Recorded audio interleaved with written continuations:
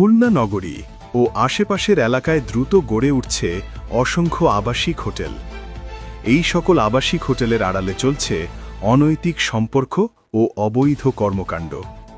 এর ফলে বাড়ছে যৌনবাহিত রোগ, আসক্তি এবং সামাজিক অবক্ষয়।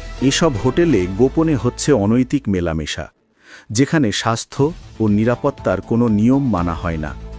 এর ফলে দ্রুত বাড়ছে এইচআইভি, সিফিলিস, গনোরিয়া এবং হেপাটাইটিসের মতো সংক্রমণ। খুলনা মেডিকেল কলেজ হাসপাতালের এআরটি সেন্টারের তথ্য অনুযায়ী এইচআইভি সংক্রমণ উদ্বেগজনক হারে বাড়ছে। 2024 সালে এইচআইভি আক্রান্ত ছিলেন 85 জন। 2025 সালে এসে সেই সংখ্যা দাঁড়িয়েছে 100 জনে। একইভাবে মৃত্যু সংখ্যাও বেড়েছে। 2024 সালে মৃত্যু ছিল 22 জন, আর 2025 সালে তা দাঁড়িয়েছে 23 জনে। এআরটি সেন্টারের তথ্য বলছে, খুলনায় এইচআইভি ভাইরাসের সবচেয়ে বেশি ঝুঁকিতে রয়েছে ছাত্রছাত্রী ও যুব সমাজ। অনিরাপদ শারীরিক সম্পর্ক, গোপন মেলামেশা এবং সচেতনতার অভাব এই ঝুঁকিকে আরও বাড়িয়ে দিচ্ছে। Counsellor cum administrator, Khulna medical college ART সেন্টারে কর্মরত আছি।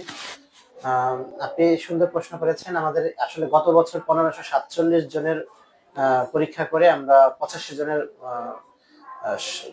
মানুষের শরীরে এইচআইভি পজিটিভ শনাক্ত করতে পেরেছি। আর এবছর হচ্ছে 1279 জনের মধ্যে 100 জন পজিটিভ।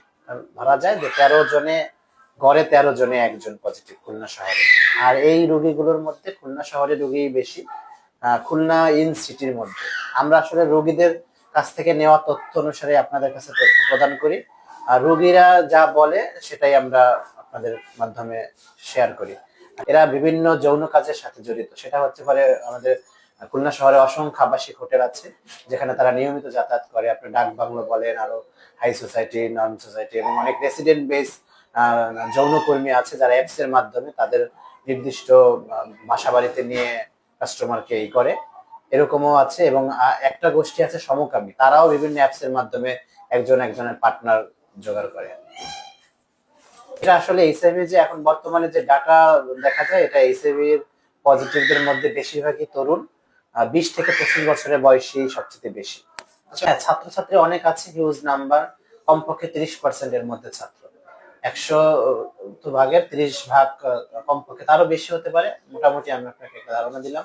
30 ভাগে ছাত্র, এরা বেশিরভাগই ইউনিভার্সিটি।